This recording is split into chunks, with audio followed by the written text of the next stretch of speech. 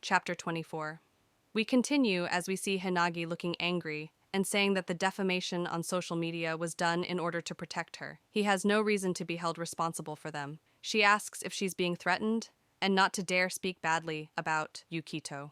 We see the MC's sister holding her phone and saying that this empty, sterile room, much like a hospital, this is Yukito's room. That child was always preparing to disappear at any moment, just when he was starting to improve. She angrily asks, why do they insist on hurting him again? Now, we see the student council president looking angry as she asks, how could you pass judgment without solid evidence? This kind of thing cannot be allowed. If I don't receive a satisfactory explanation, I will report this to the appropriate authorities. Now we see that all the girls are angry at the principal. The principal looks worried as he thinks that this is bad. It all started with a certain rumor that began spreading at school a few days ago. The rumor alleged that Yukito had coerced a senior student into a physical relationship. He thinks that no matter how much that person demanded it, they couldn't go as far as expulsion. In fact, even suspension was difficult. So they settled on probation as a compromise. Every day, students protesting the decision came to confront them, and calls from outraged parents never ceased. No matter how thoroughly they questioned Yukito, they found nothing, no proof at all. While the official reason given was slander, in the absence of a clear victim, the justification for disciplinary action falls apart. The principal tells them to please not make a scene, but they get even more angry and scream as they say, that's absolutely out of the question. No way in hell I'm letting this slide. We see Fujishiro telling Kidu to calm down. Even if it was disciplinary action, it hasn't been officially decided as a suspension yet. Kidu tells Fujishiro what a pathetic excuse this is. The truth is that Yukito has already been suspended. The principal slowly speaks and tells them that they cannot simply stand by and watch. Fujishiro looks at him and suddenly says, Assemblyman Tuju from the prefecture got in touch with us. Seeing Fujishiro talk about this makes the principal get up and tells her to not speak more. Fujishiro tells him that he can't possibly keep this a secret. Fujishiro looks worried and says, Tuju-sensei expressed concern, saying it was unacceptable for such a student to be at the same school his daughter attends. He didn't take it lightly, that's for sure. Keidu screams and asks, so you punished him even though you had no evidence? Fujishiro tells her that she's just trying to buy some time. She swears to prove Yukito's innocence before it's too late. The principal speaks and tells them that Tuju-sensei personally contacted them. He couldn't simply ignore it. Keidu looks disappointed as she asks Fujishiro if she's really fine with this. Fujishiro gets angry and clenches her fist as she says that there's no way she would be okay with this, and even Keidu knows that. As Fujishiro is angry, Keidu thinks that there's no way that's a valid reason for Yukito's suspension and thinks about the politician's name. As she thinks about the name Tuju, a female student's image comes to Keidu. Keidu barges out the room in anger as she says, now it makes sense. Fujishiro hears this and tries asking Keidu if she figured something out. As we see Keidu rushing towards somewhere, she thinks that girl is definitely the source of the rumors, and the senior in question, the one allegedly blackmailed by Yukito, is Keidu herself. Keidu looks troubled as she thinks, if that's true, then I've only ended up hurting Yukito all over again. Now we see Yukito laughing as he stands at the riverside as he says, I finally made it to the riverside. He's smug as he says, probation? As if I'd follow that. He thinks that he answered all their questions properly after all. We see him cheerfully introducing himself to the principal and the teacher as he says that he's Kokonoe Yukito, also known as the Rotten Apple. He happily lets them check his phone and winks at them as he tells them that he's the one who slandered Hinagi. Hearing all this angers the principal and the teacher. The teacher tells him that this is happening because he interferes unnecessarily. To this, Yukito replies and tells him that he's absolutely right. The principal tells him that a student like him has a negative influence on those around him. To this, the MC happily agrees and says, so true. The MC happily winks and acts like a goofball as he says that he ended up getting a 1-week suspension. Now we see the MC's sister looking like a psycho about to destroy the world as she says, I'm going to murder them. The MC explains that she totally lost it when she heard about his punishment. We see the mother looking worried as she asks the MC if he really did something like that. Hearing this shocks the sister. The sister gets angry and asks the mom, why are you believing them? The mom suddenly realizes and starts crying. She hugs the MC and lies next to him as she repeatedly apologizes to him. As he's getting pampered, He wonders if he's a baby or something. Now back at the riverside, we see him saying that since he has nothing to reflect on, there's absolutely no reason for him to comply. With a big smile, he stands next to a giant kite and says, "First up in the Things I Always Wanted to Try series, kite flying. These old school games are so charming." He suddenly goes silent. He looks worried as he looks at the kite and wonders if this kite is pretty huge. As he's thinking about this, someone comes from the back and tells him that the kite is kind of out of place for this time of the year. Yukito turns around and sees an old man telling him that there's a right time for everything. Yukito, with a straight face, says, "Hello, big bro. The summer downforce proves to be no small matter, doesn't it?" Hearing this makes the uncle spit. As he wipes his mouth, the uncle tells the MC that his flattery is so half-baked that it's embarrassing. The uncle scratches his head as he says that it's been 40 years since the last time someone called him that. The MC tells him that he figured being mistaken for someone younger would make him happy. As he says this, he thinks that his mom lights up when he tells her that she looks like a college student. The uncle screams and tells the MC that there's such a thing as going too far, and he should know his limits. The uncle brushes the topic aside and asks him, why is he flying a kite in the summer anyway? The MC replies and tells him that he's never done it before, so he thought he'd give it a go. The MC continues and calls him Big Bro as he asks him would he help him if it's not a bother. The uncle looks unimpressed as he says, "Still calling me that, huh?" and agrees to help him. The uncle asks him, what about his school, and is it fine for him to be idling like this? He replies and tells him that he's suspended and kind of bored. The uncle asks him if he got into some kind of trouble. The MC tells him that he didn't get into some trouble, so he figured he might as well make the most of it. He suddenly has a sad look on his face as he says that he doesn't really fit in at school or home anyway. As he says this, he thinks that lately, both his sister and mother have been hanging out in his room all the time, and it's honestly uncomfortable. Feels like they're trying to evict him without saying it. Looks like the day he moves to a remote island to grow mandarins isn't far off. Hearing him say that makes the uncle tear up and cry. He starts rubbing the MC's head and tells him to not say such depressing stuff. If something's wrong, he should please tell him. It's okay for kids to rely on adults. He continues and tells the MC to promise him that he won't throw himself away. Hearing this makes the MC think about depression. He thinks that his mind's gotten too tough. These days, nothing gets to him. Nothing hurts him anymore. He asks himself if that's truly possible. He couldn't shake the feeling that he had gained this needless strength in exchange for something truly important. He feels as if he's drowning in thoughts and asks himself, when did it begin? Where did it go wrong? He has to search for clues to find himself. He looks at the sky and thinks that it's the only way to put himself back together. Yukito tells the uncle that he appreciates it, but he's all right. Hearing this worries the uncle. Yukito asks him if he's on a break today. The uncle replies and tells him that he's just sorting things out. He smiles and says that someone he's known since he was a baby is finally tying the knot, so he's got to throw him a big celebration. Hearing this makes the MC say, "Congrats, I guess?" The uncle smiles and thanks him. The MC smiles and thinks that even Himiyama-san's brother is getting married. It feels like joy is in the air. He can only hope their journey together leads to happiness.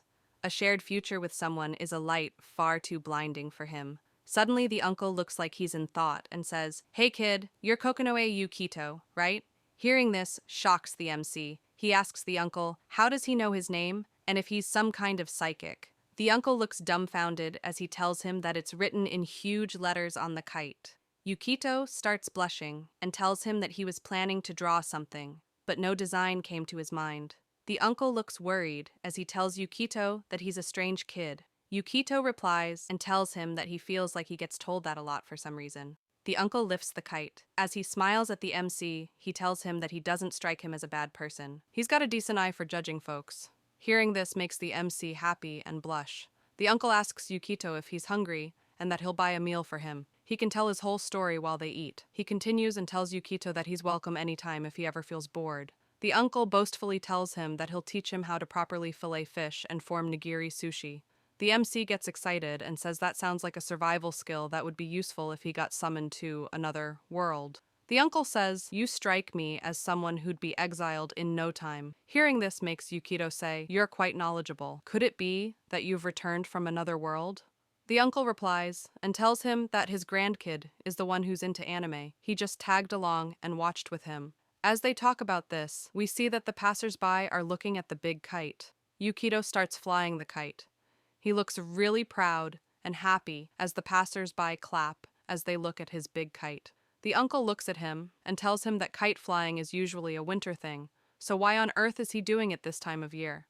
Suddenly, a strong gust of wind blows and sends the MC flying. Seeing the MC fly away worries the uncle. The uncle asks him where is he going and if he's all right. Now back at school, we see Keidu in her class looking angry. She asks someone if they're the one who made their dad handle it. We see that Keidu is talking to a girl called Erica. Keidu walks towards Erica as she asks, "Are you satisfied now? Getting rid of people you don't like? Was that really what you wanted?" Erica tells her that she's being deceived and tells her to wake up. Keidu smacks that bitch right in dem cheeks. As this is happening, Hinagi looks at this and thinks that she doesn't know what kind of relationship these two have. But there's one thing she does know. Yukito just got caught up in it. Hinagi starts crying as she wonders what should she do. She can't do anything on her own. She remembers the MC's smiling face as he lends his hand to her and thinks that if it was him, he'd immediately know what to do. He always manages everything on his own. She wonders what has she even done until now. She was always the one being helped. She never realized how difficult it really was. The struggle, the pain. Suddenly, we see the couple from the previous chapters enter. Seeing Satu surprises Hinagi. Satu tells her that she heard about the suspension. She can't stand this anymore. She sounds pained as she says, "Why is it always just Kokonoe-kun?" Satu falls to the floor as she cries and screams, "Even though I'm the one who caused it." Seeing this reminds Hinagi of something. She thinks that all these people came because they're concerned about Yukito. Kamishiro, who made someone like me her friend, is here, and it's not only her. President Kedu, Yuri-san, and even some teachers are on her side. They are the footsteps Yukito left, clear and undeniable, not something vague or flimsy like a rumor. The people who know Yukito, those who've come into contact with him, are the ones who will shatter his false image. He said it himself, that they'd all work together, and it's no good if she's the only one trying to figure things out. They don't want any more solutions where someone has to sacrifice themselves. She suddenly screams and tells everyone to listen, as she has something she needs their help with. Satu tells her that she doesn't need to hold back. She just needs to tell them what it is. Now it's their turn to step up. Hinagi musters her courage as she thinks that there's no need for secrets anymore. Not with Yukito by their side. Her childhood friend who gave her the strength to believe they can get through anything. With a determined look on her face, she tells him to hold on for a bit. She thinks that they'll make sure to reclaim his rightful place no matter what. Now we see the MC giving sushi as someone asks if it's really okay for them to take this. He tells them that he ended up getting more than enough, even for his whole family, to eat. We see the MC explain that the handsome old man isn't just a normal big brother figure, but more like a boss. The sushi was exquisite, and the refined interior set the place apart from ordinary casual restaurants. Above all, he tried searching the shop's name online, but nothing showed up. Seeing nothing show up makes the MC wonder if that is some kind of evil organization. The uncle even told him that he can come by any time, so Yukito thinks about going with his family next time. As he's thinking this, we see that he's at Himiyama-san's house. She comes to him as she holds a plate and tells him that she baked some cookies. Yukito eats them and gets surprised as they are really good. Seeing this reaction makes her happy. She asks him why he is here now and what about his classes. He replies and tells her that he's ashamed to say it, but he's currently under suspension. Hearing this worries her.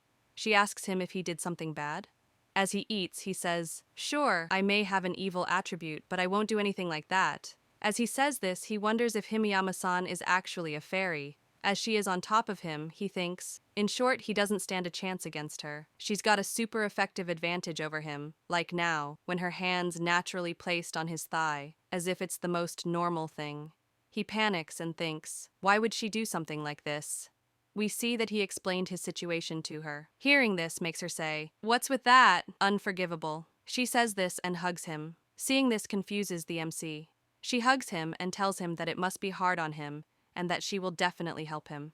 She continues and says, "A prefectural assembly member? So what?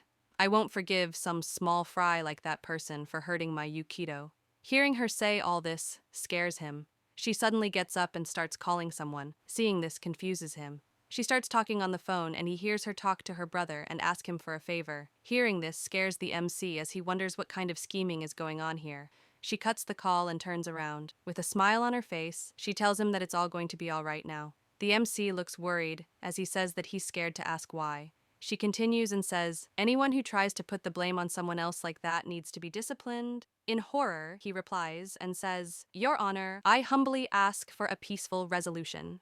She gets a crazy look on her face as she tells him not to worry and that this will be resolved right away. Seeing her like this makes him realize that she can't be reasoned with. She holds his hands as she climbs on him and says, Why don't you try calling me Mom? He replies and tells her that the only mother he has is Uka Kokonoi. She continues and tells him to call her Mama then. She blows into his ear as she says, I helped you, didn't I? As he sees her, he thinks that somehow it seemed like he'd been saved, but from his perspective, this situation was even worse.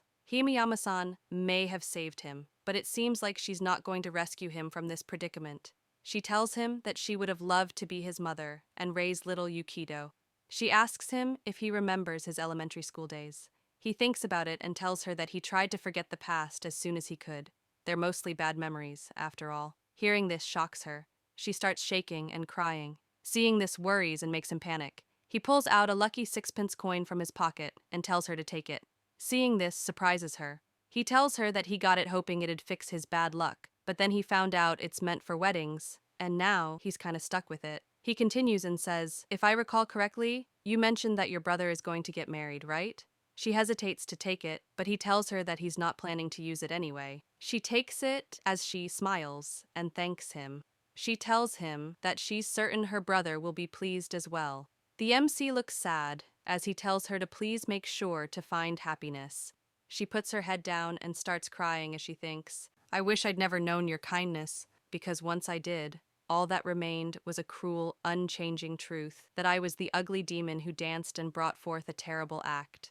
Now we see the past where the MC is a kid. We see someone saying that today they will be introducing someone to the class. We see that it's Fujishiro sensei telling the students to please welcome their student teacher, who will be working with them for the next 3 weeks, starting today. We see Himiyama introduce herself as she smiles and says, I may only be here for a short time, but I hope we can learn and grow together. And this is how this chapter ends. Hope you all enjoyed. Please like, share, and subscribe, and leave a comment. Thank you.